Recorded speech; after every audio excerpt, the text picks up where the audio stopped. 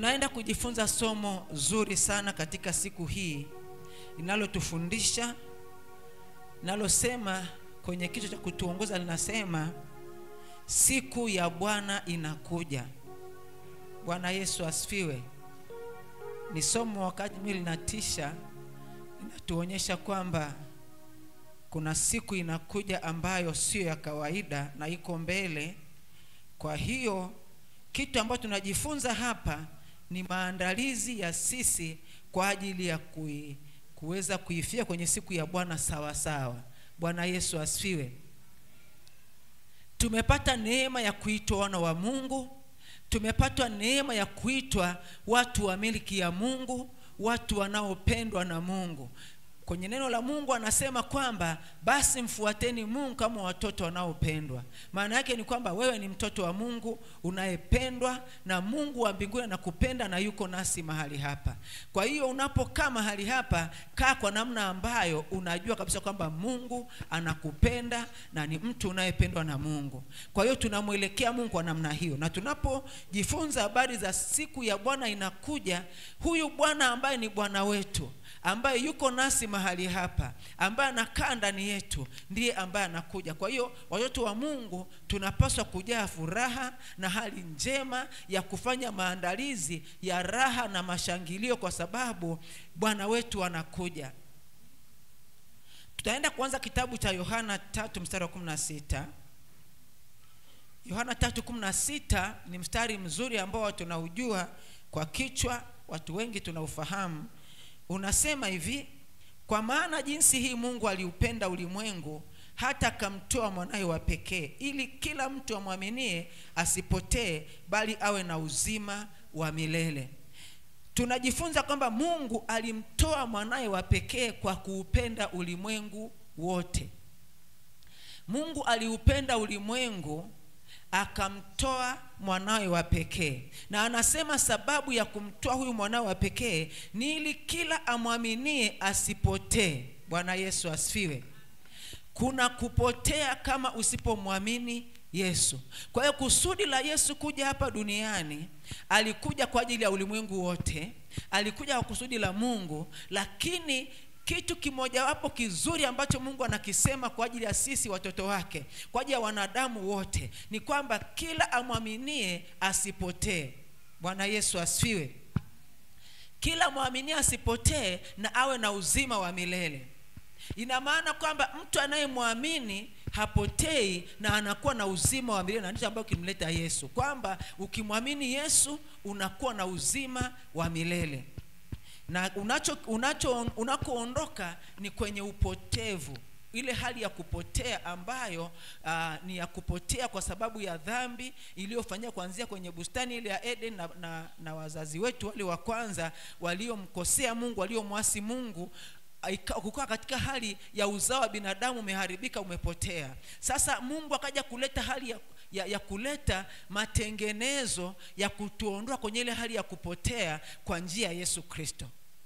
Kwa hiyo akasema kwamba sasa namna ya kuingia kwenye hili jambo ambalo limekuja kupitia kwa njia ya Yesu Kristo ni kwa sisi kumwamini yeye. Kwa hiyo waliomwamini ndio ambao Mungu anasema nao leo. Bwana Yesu asifiwe. Kwenye kitabu cha Mathayo 24, Mathayo 24, Mathayo 24 ukisoma mstari wa 3 mpaka wa 5, anasema hivi: hata alipokuwa ameketi katika mlima wa Mzeituni, wanafunzi wake wakamwendea kwa faragha wakisema, tuambie mambo hayo yatakuwa lini, nayo nini dalili ya kuja kwako na ya mwisho wa dunia? Yesu akajibu akawaambia, angalieni mtu asiwadanganye, kwa kuwa wengi watakuja kwa jina langu wakisema mimi ni Kristo, nao watanawadanganya wengi. Tunajifunza, Mungu anatufundisha kwa habari ya siku yake inakuja, ili tuelewe vizuri siku yake inakujaje sawa sawa na maandiko, ili mtu asitudanganye. Kwa sababu hapa anasema kwamba wengi watakuja kwa jina langu. Anasema Yesu anasema jinsi ambavyo anasema, kwa sababu wengi watakuja kwa jina langu wakisema mimi ni Kristo. Na kwenye mstari huu wa 4 anasema angalieni mtu asiwadanganye. Kwa hiyo tunajifunza ili tuelewe kwamba Yesu anakuja ambaye ni Bwana wetu. Tufurahi, tufanye maandalizi yanayotuelekeza kwa neno lake, alafu tusidanganywe, ili mtu asije kwa jina lake mwenyewe, asije kwa majina ya wanadamu, asije kwa udanganyifu wa namna yoyote, alafu akaja akatudanganya. Watu wa Mungu anataka kwamba tujipange vizuri kwa ajili ya kuisubiri siku ya Bwana kwa furaha, katika hali ya maandalizi mazuri, alafu tusidanganyike. Na namna ya kutokudanganyika ni kwa kuweka neno la Mungu la kweli ndani yako, la kufahamu kwamba Yesu alisema atarudi kwa namna gani, atalinyakuaje kanisa lake, na watu wa Mungu wataondokaje katika ulimwengu huu, ili mtu asije akakwambia kwamba unyakuo tayari, au asije akakwambia kwamba Yesu anakuja kesho, Yesu anakuja tarehe fulani, alafu kaanza kuhangaika na kufanya maandalizi mbalimbali, wakati Yesu alisema jinsi atakavyokuja, jinsi atakavyochukua kanisa lake, amelisema kwenye neno lake. Na neno lake kwa sababu ni kweli, tukilishika hilo tunakuwa salama. Bwana Yesu asifiwe. Na tukiweka neno la Mungu ndani yetu, tukilijaza ndani yetu, tunakuwa na amani, tunakuwa na utulivu, tunajaa furaha na hakuna mahangaiko, kwa sababu tunakuwa tumemjaa Mungu na tunafahamu kile kitu cha kufanya. Kwa hiyo Mungu anasema angalieni mtu asiwadanganye. Kwa hiyo ni kipindi cha kuweka neno la Mungu kwa bidii ndani yetu, ambalo linafanya kazi nzuri ndani yetu, ambalo linatujenga na kutufundisha namna itupasavyo, ili kwa namna yoyote mtu asitudanganye. Na mtu hata tudanganya kwa sababu tunalifahamu neno la Mungu na tunalishika na tunatembea nalo. Kwa hiyo tunatembea kwa makini kwa neno la Mungu. Mungu anaposema angalieni, ana maana kwamba utembee kwa makini bila kujisahau. Katika ulimwengu huu ukishaokoka, hupaswi tena kujisahau na kwenda vyovyote vile. Unapaswa kwenda ukiwa makini, ukiwa unaangalia jinsi unavyokwenda, ukiwa unaangalia jinsi unavyofanya kazi, ukiangalia jinsi ambavyo unaongea, ukiangalia jinsi ambavyo unawajibu watu, ukiangalia jinsi ambavyo unahusiana na watu mbalimbali, kwa sababu umeshajua kabisa kwamba wewe umempokea Yesu na umekuwa ni mtu wa tofauti. Sio mtu yule ambaye ulikuwa tena kule nyuma, sio yule mtu wa zamani tena, ni kiumbe kipya. Na Mungu anasema ya kale yote yamepita na tazama yamekuwa mapya. Bwana Yesu asifiwe. Kwenye kitabu cha Luka 21, Luka 21 nitasoma mstari wa 34 na 36, mstari wa 34 hadi 36. Luka 26:30 hadi 36 anasema hivi: basi jiangalieni mioyo yenu isije ikaelemewa na ulafi na ulevi na masumbufu ya maisha haya, siku ile ikawajia ghafla kama mtego unasavyo. Kwa kuwa ndivyo itakavyowajia watu wote wakaao juu ya uso wa dunia nzima. Basi kesheni ninyi kila wakati mkiomba, ili mpate kuokoka katika haya yote yatakayotokea na kusimama mbele ya mwana wa Adamu. Bwana Yesu asifiwe. Tunajifunza katika mistari hii kwamba ile siku inakuja, na kwa jinsi ambavyo tunajifunza na kuona mambo yanayoendelea katika ulimwengu huu, iko karibu sana ile siku ya Bwana.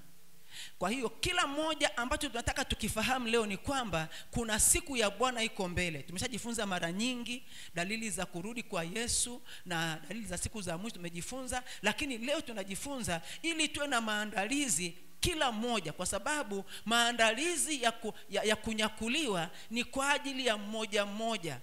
Kwamba mtu atanyakuliwa peke yake, hatutanyakuliwa kama timu fulani ya mlima wa utukufu wa Kristo. Moyo wa mtu uliojiandaa ndio ambao unakuwa na utayari na Bwana. Kwa hiyo ndio maana Mungu anatufundisha kwamba tujiandae, tuwe tayari kwa ajili ya unyakuo, siku ile inayokuja ambayo ni siku ya Bwana. Bwana Yesu asifiwe. na tunajiandaa kwa namna ambayo huyu Bwana anayekuja ni Bwana wetu, ni Mungu wetu. Tunajiandaa katika hali ya furaha, huku tukiwa makini, tukiangalia tunavyoenenda. Hapa anatuambia hivi, basi jiangalieni mioyo yenu. Kwa hiyo kila mmoja anapaswa kujiangalia moyo wake, usije ukaelemewa na ulafi na ulevi na masumbufu ya maisha haya. Kwenye mambo haya aliyoandika hapa kwenye kitabu cha Luka, usipokuwa makini haya mambo yanakuelemea. Na Mungu anasema yanaelemea moyo. Anasema angalieni mioyo yenu isije ikaelemewa na ulafi na ulevi na masumbufu ya maisha haya. Siku ile ikawajia ghafla kama mtego unasavyo. Watu wote ambao hawajakuwa makini, hawajakubali kuangalia vizuri na kuona kwamba wanapaswa kujua namna wanavyoenda bila kujisahau. Hatupaswi kujisahau katikati ya shughuli zetu, katikati ya mambo tunayoyafanya ya kula na kunywa, katikati ya mambo ya kufurahi na kusherekea. Hatupaswi kwenda katika hali ya kujisahau kwa namna yoyote ile, kwa sababu tunaambiwa kabisa kwamba ile siku inakuja ghafla kama mtego unasavyo. Yaani hupaswi kukutwa mahali ambapo umejisahau. Ukishaokoka, safari yako ni ya moja kwa moja, ni safari ya kwenda bila kujisahau kwa namna yoyote. Ni kuanzia ulipookoka mpaka unakoelekea, mpaka kunyakuliwa kwa kanisa. Tunapaswa kuwa ni watu ambao tumekaa katika Kristo na hatujajisahau. Bwana Yesu asifiwe. Kwa Mungu anatufundisha hapa, anasema kwamba basi jiangalieni mioyo yenu isije kaelemewa na ulafi na ulevi na masumbufu ya maisha haya. Siku ile ikawajia ghafla kama mtego unasavyo.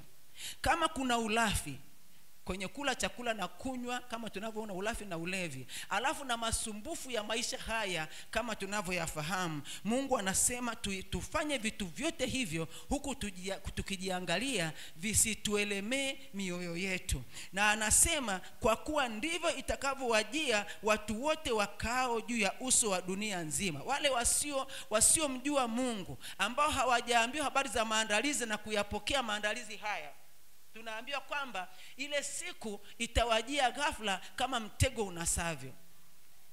Ile siku haiji ghafla kuwashtukiza watu wa Mungu, kwa sababu watu wa Mungu ni watoto wa Mungu. Kama jinsi ambavyo mama au baba anavyomwambia mtoto wake nitakuja nyumbani kwa upendo na katika hali ya furaha, na mtoto kaanza kumsubiri, ndivyo ambavyo Mungu anataka tusubiri ile siku tukiwa na changamko la moyo na kujua kwamba anakuja Bwana wetu. Na namna ya kuweza kuwa na changamko la moyo na furaha ya kusubiri ile siku ni kwa wewe kuwa tayari. Bwana Yesu asifiwe. Ni kwa wetu kuwa tayari na kutokuelemewa na chochote, kusiwe na kitu ambacho kinaweza kuwa na thamani ya kukuelemea moyo au ya kukuondoa kwenye reli ile ya Mungu,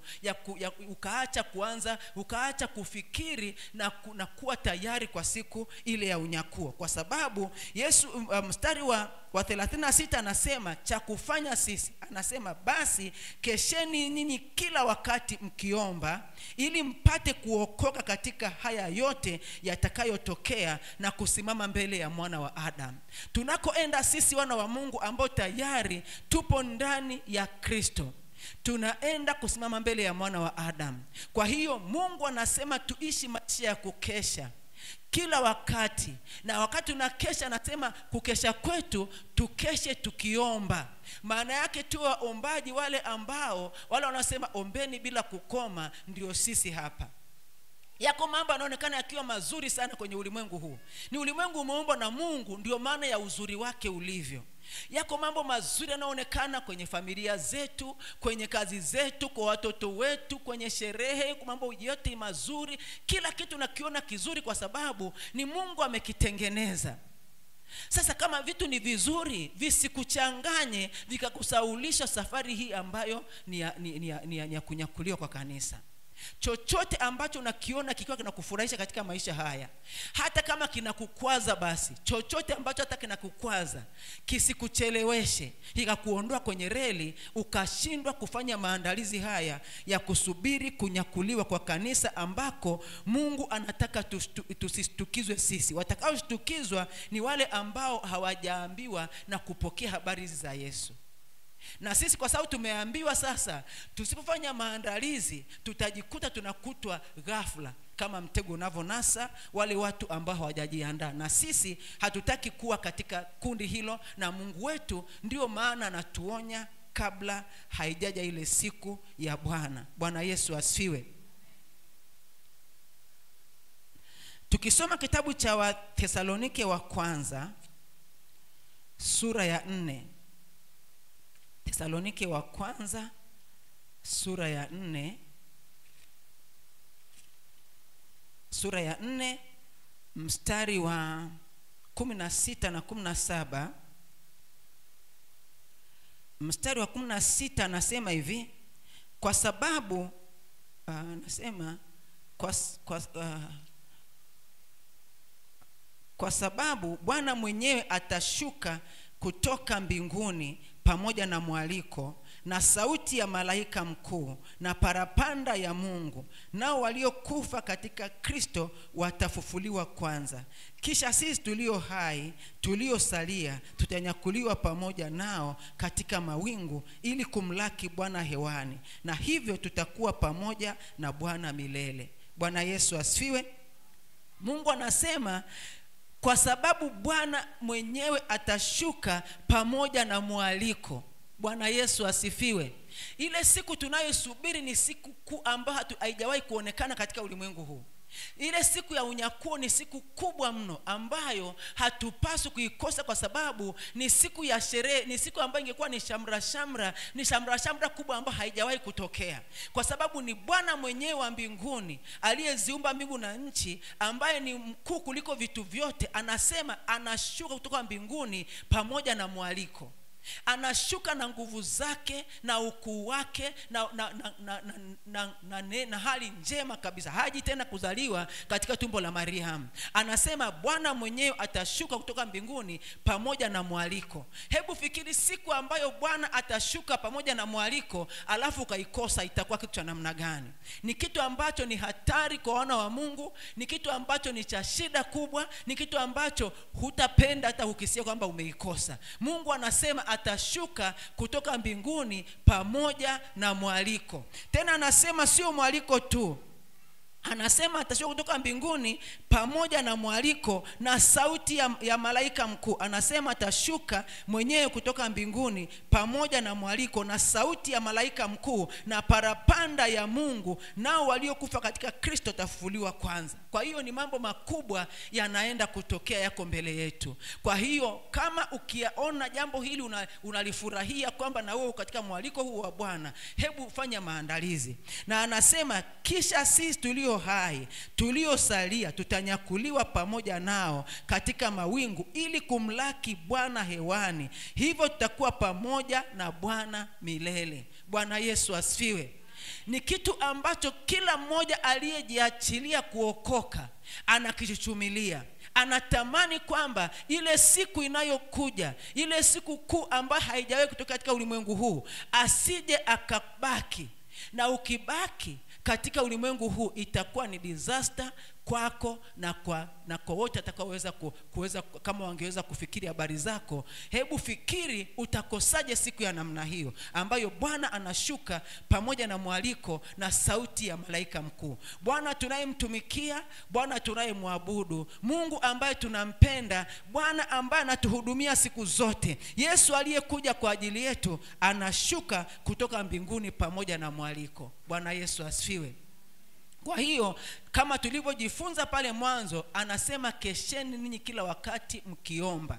Kwa hiyo sisi si watu wa kuishi maisha kawaida, ni watu ambao tunakuwa na uelekeo mmoja wa kujua kwamba tumempokea Yesu, tunatembea katika Kristo na Yesu anakuja. Yaani mawazo yetu yote tuwe tumejiandaa kwamba Yesu anakuja. Yaani jiandae ukijua kwamba Yesu anakuja, na kama anakuja sisi ndio tunapaswa kuwa tayari. Hatupaswi kuachwa, hatupaswi kubaki katika ulimwengu huu eti tulikosa ile siku. Haitakiwi, kwa sababu sisi ndio tunajifunza kwamba wale waliokataa injili ndio watakuja kusema kumbe walituambia na wameshaondoka. Lakini sisi ambao tulikuwa tunajua ndio ambao tunakuwa ni wa kuelekeza sasa watu kwamba jamani, siku ya Bwana inakuja. Sisi ambao tumeshampokea Yesu ndio wa kuelekeza watu, na wale wanaokubali tunakuwa pamoja nao. Sasa sisi ambao tunahubiri injili tusikubali kuikosa siku ile. Bwana Yesu asifiwe. Tukisoma hapa 5 mstari wa 1 mpaka wa 4 anasema hivi: lakini kwa habari ya nyakati na majira hamna haja niwaandikie, maana ninyi wenyewe mnajua yakini ya kuwa siku ya Bwana yaja kama vile mwivi ajavyo usiku. Wala wakati wasemapo kuna amani na salama, ndipo uharibifu uwajiapo ghafla, kama vile utungu umjiavyo mwenye mimba, wala hakika hawataokolewa. Bali ninyi ndugu, hammo gizani hata siku ile iwajie kama mwivi. Bwana Yesu asifiwe. Mungu anatuambia wale wengine watajiwa. Kwa mstari wa pili anasema kwamba kwa maana ninyi wenyewe mnajua ya kuwa siku ya Bwana yaja kama mwivi awajiavyo usiku. Wakati wasemapo, hawa watu ndio wale wengine ambao hawamjui Mungu wanafurahi, wanawaza kwamba ndio mambo mazuri yametokea, ndio hali njema inaonekana kibiashara, ndio mambo mazuri yanaonekana katika utulivu wa namna mbalimbali kwenye maisha yao. Anasema wakati wanapowaza kwamba ndio mambo mazuri yapo kwao, anasema ndipo uharibifu uwajiapo. Uharibifu unawajia ghafla. Uharibifu unawajia wale watu ghafla, wale wasio mjua Mungu. Lakini sisi, Mungu anatufundisha hatupasi kuwa kwenye hali hiyo. Anasema bali ninyi ndugu, hammo gizani hata siku ile iwapate kama mwivi. Hatuko gizani siku ile itupase kama mwivi. Nuru ambayo tunayo ni nuru ya Kristo, ambayo neno lake analotufundisha. Anasema kwamba kesheni ninyi kila wakati mkiomba. Bwana Yesu asifiwe. Hiyo ndio nuru ya Bwana inayotuongoza. Ni nuru ya Bwana ya ufahamu wa kujua kwamba tunapaswa kujiandaa, kuweka mwelekeo wetu kwa Bwana, kujiambia kwamba sisi ni wa Bwana, na kila wakati kwamba hatujisahau, hatukubali kuelemewa na ulafi na ulevi na masumbufu ya maisha haya. Bwana Yesu asifiwe. Ufahamu wetu kila wakati utuelekeze, na tukubali kuelekezwa na ufahamu wetu kwamba siku ya Bwana inakuja kama mwivi, na kama mtego unasavyo kwa wale wasiokuwa na kwenye maandalizi. Na maandalizi yetu ni ya muhimu. Mungu anasema namna ya kujiandaa ni kukesha sisi kila wakati tukiomba. Bwana Yesu asifiwe. Hebu tutaenda kusoma kwenye mfano mmoja kwa haraka. Hebu tusome kitabu cha Mathayo sura 25 mstari wa 1 mpaka wa 12. Naomba mmoja atusomee pale kwa haraka sana. Mathayo sura 25 1 mpaka 12.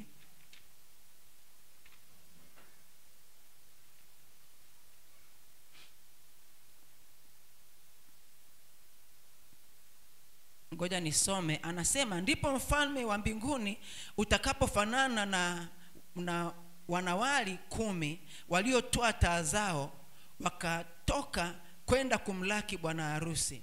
5 wao walikuwa wapumbavu na 5 wenye busara. Wale waliokuwa wapumbavu walizitoa taa zao wasitwae na mafuta pamoja nao, bali wale wenye busara walitoa mafuta katika vyombo vyao pamoja na taa zao. Hata bwana harusi alipokawia, wote wakasinzia, wakalala usingizi. Lakini usiku wa 8 pakawa na kelele, haya bwana harusi, tokeni mwende kumlaki. Mara wakaondoka wanawali wale wote, wakazitengeneza taa zao. Wale wapumbavu wakawaambia wenye busara, tupatie mafuta yenu kidogo, maana taa zetu zinazimika. Lakini wale wenye busara wakawajibu wakisema, sivyo, hayatutoshi sisi na ninyi. Afadhali shikeni njia mwende kwa wauzao mkajinunulie. Hao walipokuwa wakienda kununua, bwana harusi akaja, nao waliokuwa tayari wakaingia pamoja naye harusini, mlango ukafungwa. Halafu wakaja wale wanawali wengine wakasema, Bwana utufungulie. Akajibu akasema, amin nawaambia, hatuwajui ninyi. Bwana Yesu asifiwe. Bwana asifiwe. Tunajifunza kwa habari ya kumsubiri Bwana tukiwa tunakesha. Kusubiri siku ya unyakuo tukiwa tunakesha.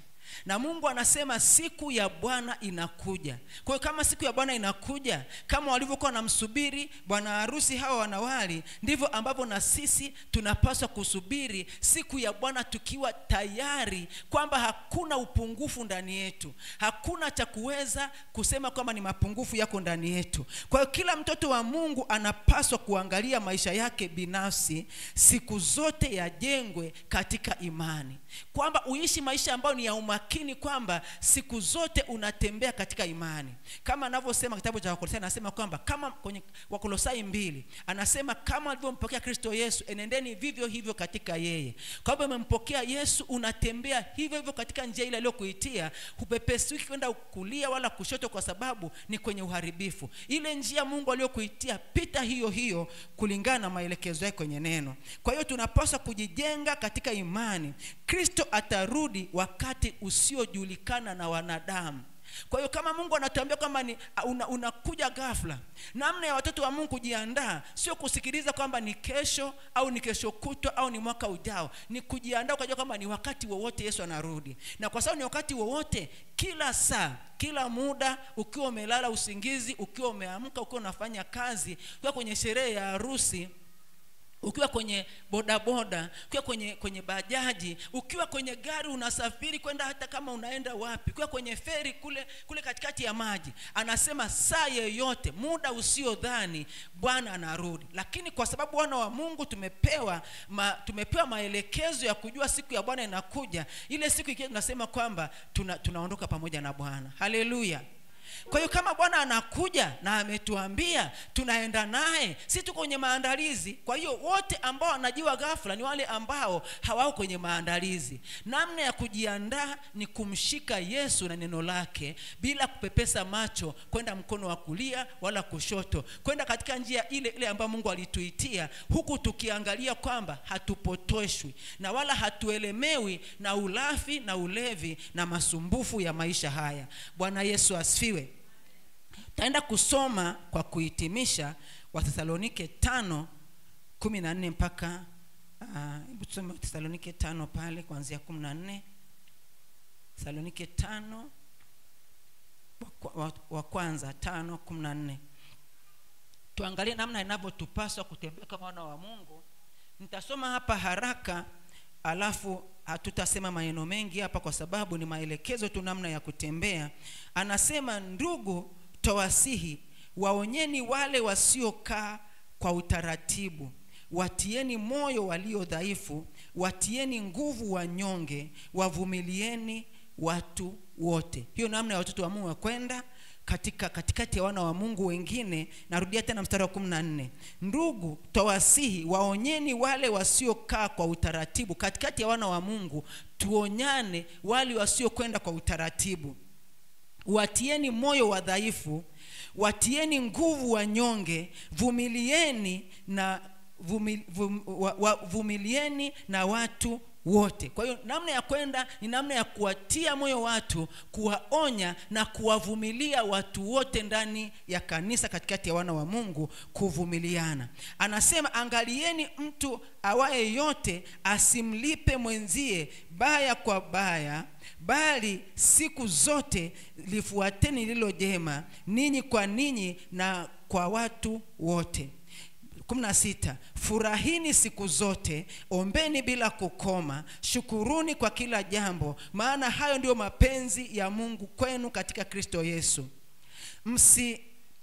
Mzimishe roho, msitweze unabii, jaribuni mambo yote, lishikeni lililo jema, jitengeni na ubaya wa kila namna. Bwana Yesu asifiwe.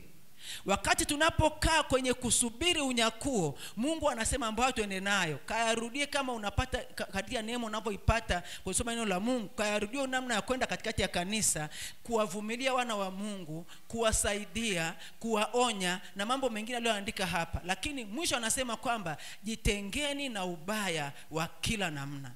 Ubaya wa namna yoyote sio wetu wana wa Mungu. Mungu anasema jitenge nao. Jitenge na makundi mabaya, jitenge na maneno yasiyofaa, jitenge na mawazo yasiyofaa, jitenge na uharibifu wa namna zozote. Yaani wewe unaishi kwenye ulimwengu huu ambao una wanadamu ambao wanafanya uovu na wengine mpaka wanatunga uovu mpya, wanafanya mambo ya uharibifu mengi kabisa na wanataka kushirikisha. Mungu anasema tuna neema ya kuweza kujitenga na ubaya wa kila namna. Bwana Yesu asifiwe. Kwa hiyo kama neema hiyo tunayo, maana yake tunao ushindi tayari. Haleluya. Kwa hiyo Mungu anaposhuka pamoja na mwaliko, sisi tunamsubiri kwenda pamoja naye. Haleluya. Yesu Kristo anaposhuka pamoja na mwaliko na sauti ya malaika mkuu na parapanda ile ya mwisho, sisi tunaisubiri, kwa sababu anachotufundisha Yesu cha kuweza kuwa salama ni si kufanya maandalizi tu. Na anachosema maandalizi yetu, anasema kesheni ninyi kila wakati mkiomba. Bwana Yesu asifiwe. Kwa hiyo kila mmoja aliyeko hapa, tunatamani kwamba kila mmoja afahamu kwamba siku ya Bwana inakuja. Usijisahau kwa namna yoyote, ukala chakula ukashiba ukapoteza fahamu zile za kujua kwamba Yesu anakuja. Usijisahau kwenye kazi, ukafanya kazi mpaka ukapoteza dira ukasahau kwamba Bwana anakuja. Usijisahau kwenye malezi ya familia na kuwapenda watoto wako na familia yako ukasahau kwamba Bwana anakuja. Usijisahau kwenye kujenga nyumba na kutafuta mali nyingi na kukusanya ukasahau Bwana anakuja. Mungu anasema tusijisahau. Chochote ambacho kinaonekana na uzuri wake na mapambo yake na kila kitu ambacho Mungu anatuonyesha katika ulimwengu huu kama alivyotuumba na kutuonyesha mambo mazuri ambayo ameyaumba yeye, Mungu anasema yasitupotezee muda. Tujue kwamba Yesu anakuja kunyakua kanisa lake, na tusipokuwa tayari ina maana utabaki. Na Mungu anasema kwamba ile siku haitaki mjie mtoto wa Mungu yeyote kama mwivi. Inaujia ulimwengu wote wa watu wasiomjua Mungu kama mwivi. Lakini sisi ambao tumeonywa tayari, tunajiandaa na kuwa tayari kwa ajili ya unyakuo. Bwana Yesu asifiwe. Hebu maadhimishe Mungu kwa makofi mazuri, kwa sababu sisi ni wana wa Mungu ambao tunajiandaa kwa siku ile ambayo ni kuu sana. Karibu kama